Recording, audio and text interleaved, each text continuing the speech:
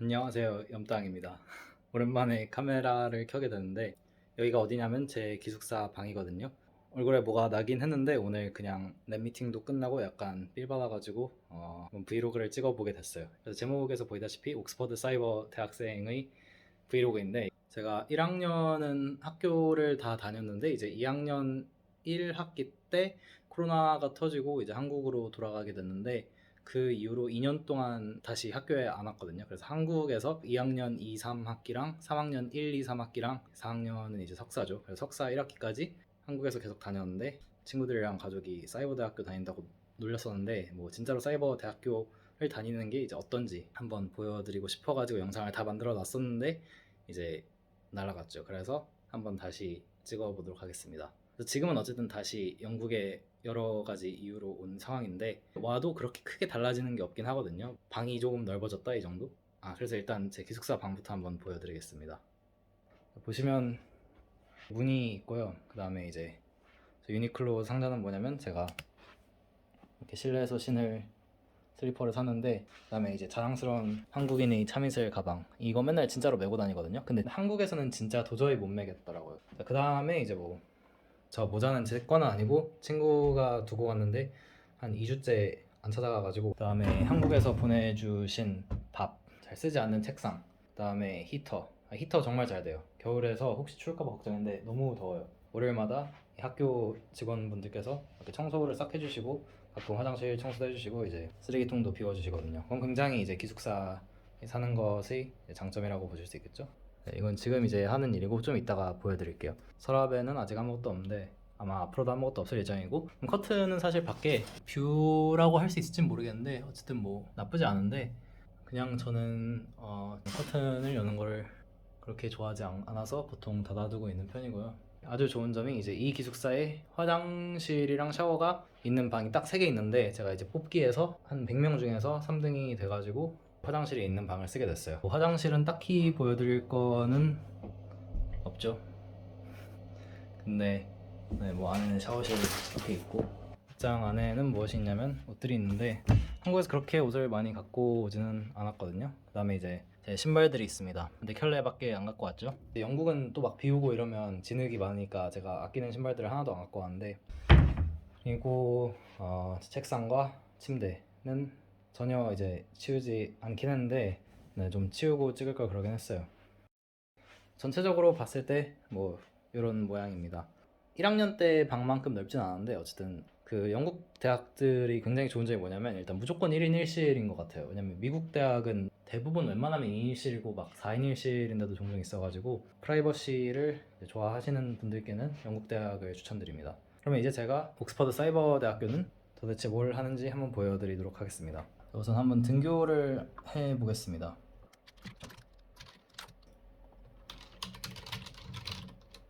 세팅을 해주고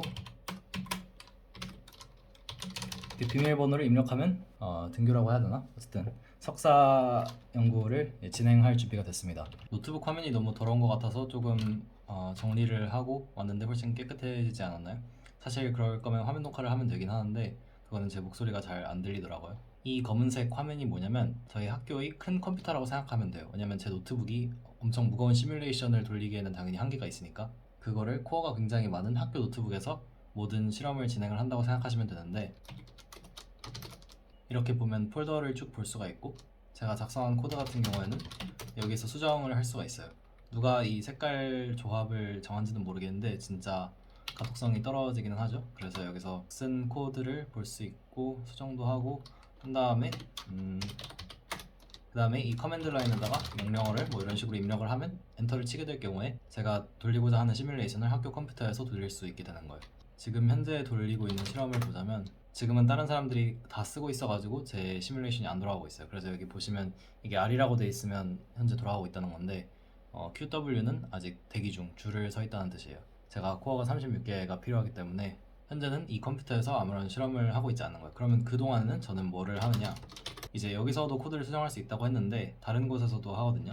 저희 랩은 주로 파이썬을 많이 쓰는데 주피터 노트북이라는 거를 이용을 해서 제가 주로 쓰고 있는 거 몇 개를 간략하게 보여드리자면, 이런 식으로 코드를 쓰고 그러면 결과값이 이렇게 나오는 거예요.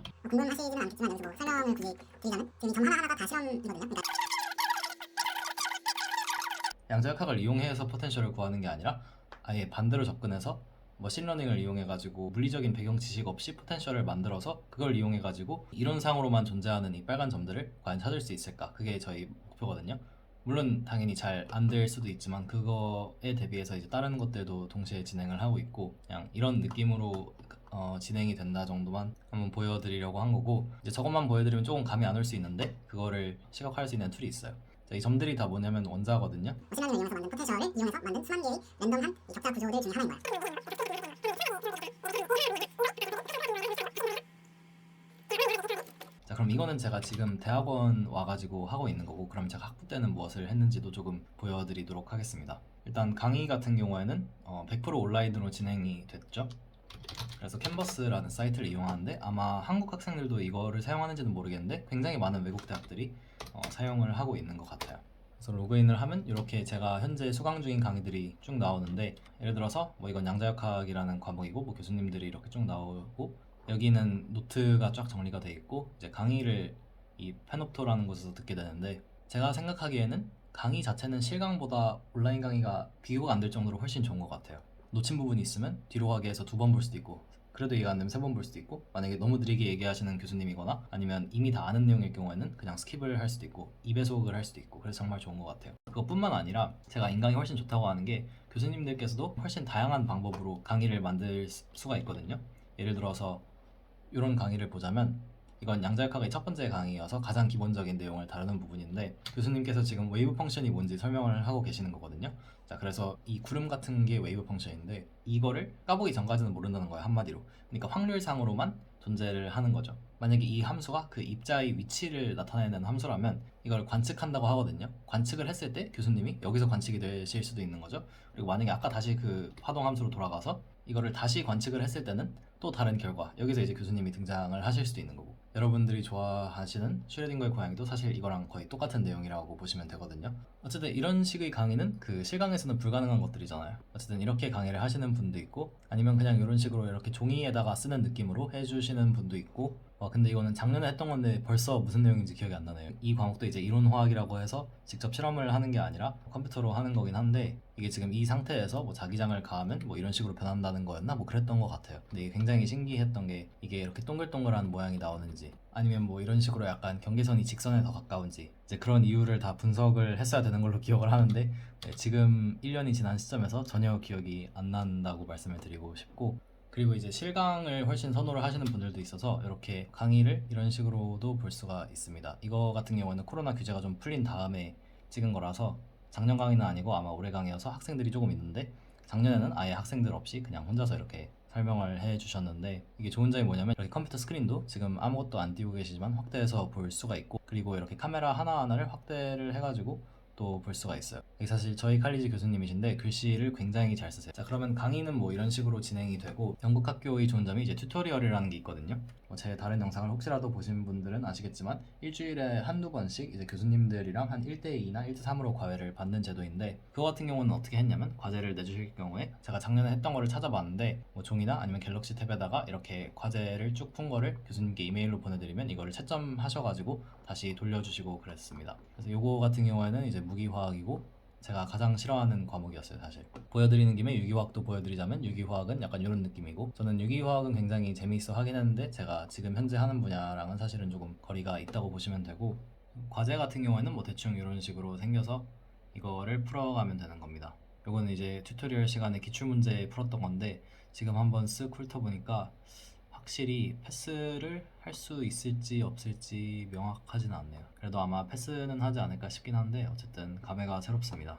자, 그래서 결론적으로 강의랑 튜토리얼은 이런 식으로 진행이 되는데 가장 많은 분들이 궁금해 하셨던 거는 도대체 실험을 어떻게 하냐였거든요. 이게 실험을 원격으로 조정할 수 있는 것도 아니고 도대체 어떻게 하는지 한번 보여드리도록 하겠습니다. 이거는 제가 옛날에 썼던 랩 리포트들을 한번 찾아봤는데 다는 못 찾았고 없어진 것도 꽤 많더라고요. 쭉 훑어보면서 재미있는 것만 몇 개 보여드리도록 하겠습니다. 일단 코로나 전에 모든 게 다 온라인이 되기 전에는 어떤 식으로 실험을 평가를 받았냐면 실험을 다 하고 나서 이런 식으로 랩 리포트를 쭉 쓰거든요.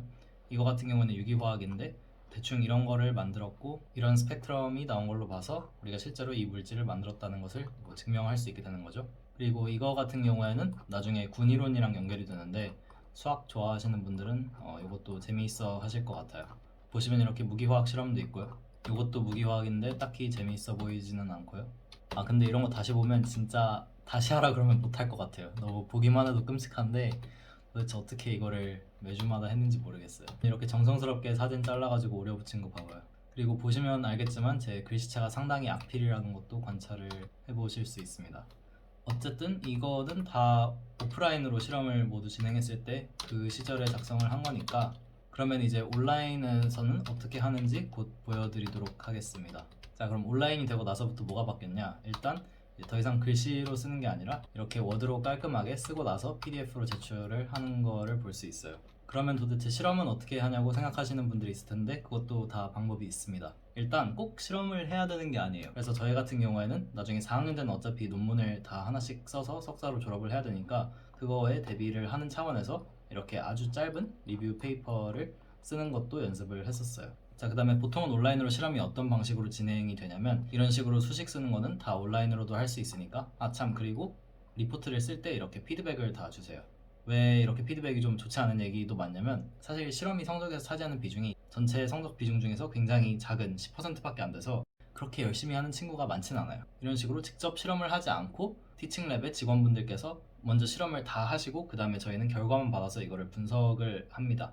대신 분석을 조금 더 심도 있게 하는 걸로 바뀐 것 같아요. 이것도 마찬가지로 앞에는 그냥 이 실험이 뭐를 의미하는지 나타내는 수식이고 그 다음에는 받은 데이터를 바탕으로 이렇게 분석을 조금 면밀히 해서 엑셀을 이용해서 결과를 얻고 조금 틀린 것도 있긴 하네요. 근데 뭐 이거는 굉장히 재미있는 실험이었어요.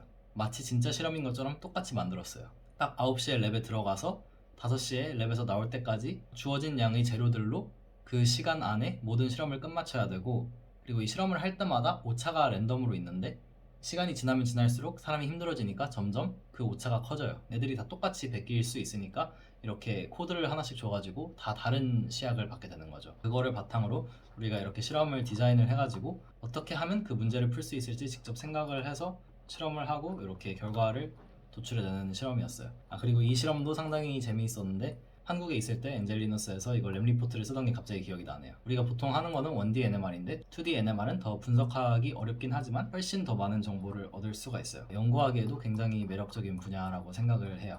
사실 이렇게 데이터를 보내주시고 아니면 온라인으로 실험을 만드는 것도 한계가 있으니까 원래도 화학과는 1, 2학년 때 프로그래밍을 좀 하긴 하는데 이 프로그래밍의 비중이 훨씬 더 커졌어요. 주로 크게 세 가지를 했는데 파이썬, 매틀랩 그리고 매스매티카였어요.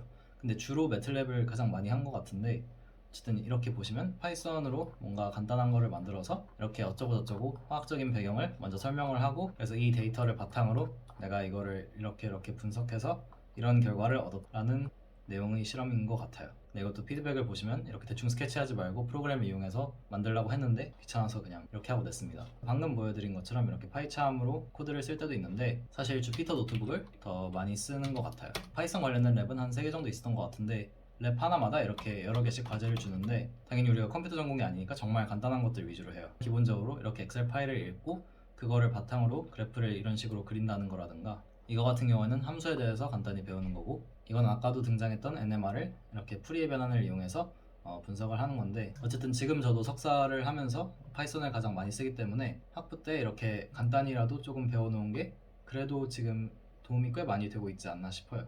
물론 이때 했던 거랑 지금 하고 있는 거는 굉장히 결이 다르긴 하지만 마찬가지로 매틀랩도 이런 식으로 뭐 간단한 코드를 만들어서 제출을 하는데 뭐 아무튼 그렇다고 합니다. 제 기억으로는 파이썬보다 매틀랩을 조금 더 많이 썼던 것 같은데 이거는 별로 기록이 안 남아있네요. 자 그리고 매스매티카도 학부 때 쓰고 다시는 안 쓰긴 했는데 미분 함수를 푸는 방법도 여기서 간단하게 배웠던 기억이 사실 나진 않는데 어쨌든 배웠었네요. 얘도 이제 파이썬이랑 마찬가지로 한 3번 정도 랩이 있었는데 이렇게 하나를 할 때마다 여러 가지 과제를 주는데 이 과제는 선형회귀라 그러나 어쨌든 그거를 하는 방법을 배운 거였고요. 보시다시피 이렇게 화학이랑 좀 연관을 지어서 가르치는데 다시 하라 그러면 아마도 높은 확률로 못하지 않을까 싶어요. 프로그램마다 워낙 언어가 조금씩 다르니까 사실 그거를 다 외우고 있는 거는 그렇게 크게 의미가 있나 싶긴 해요. 그냥 그 알고리즘을 생각해내는 방법만 잘 안다면 굳이 이 뒤에 세미콜론이 붙는지 안 붙는지, 소괄호인지 중괄호인지 대괄호인지, 프린트 F인지 그냥 프린트인지 아니면 쇼인지 저는 그렇게 크게 중요하지 않다고 봐요. 어쨌든 저희는 화학과다 보니까 프로그래밍 자체는 굉장히 쉬운 것들을 많이 했는데, 이거 같은 경우에는 양자역학 중에서 이거를 한국어로 뭐라 그러지? 상자 속의 입자? 뭐 이런 거일 것 같은데, 이제 1학년 때 가장 기본적인 양자역학을 하면서 배웠던 거를 이렇게 다시 복습도 하니까 뭐 재밌더라고요. 그리고 그래프가 조금 있어 보이잖아요.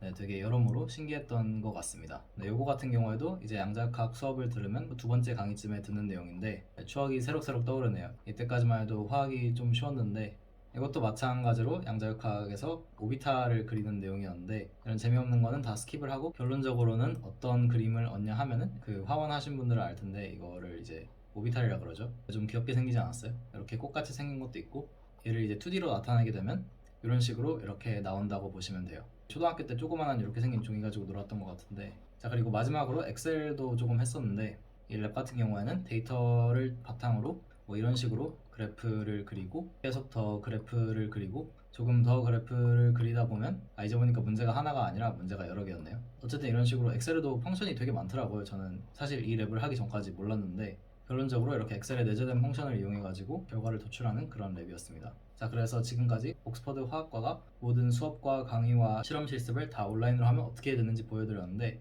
요약하자면 강의는 온라인이라 너무 편했고, 튜토리얼 같은 경우에는 오프라인이 더 좋긴 하지만 온라인도 사실 큰 차이는 없다. 그리고 마지막으로 실험은 정말 온라인으로 해서 다행이라고 생각해요. 일단 몸이 훨씬 너무 편하고, 그리고 저는 개인적으로 화학 물질을 만드는 것보다는 이렇게 컴퓨터를 쓰는 게 조금 더 재미는 있더라고요. 그래서 4학년을 이쪽으로 하기도 했고요. 자, 그러면 저는 다시 이제 시뮬레이션을 돌리러 가봐야 할 것 같습니다. 앞으로 시간이 더 많이 없다 보니까 이게 옥스퍼드를 다니면서 두 번째이자 마지막 브이로그가 되지 않을까 싶네요. 지금까지 시청해주셔서 정말 감사합니다.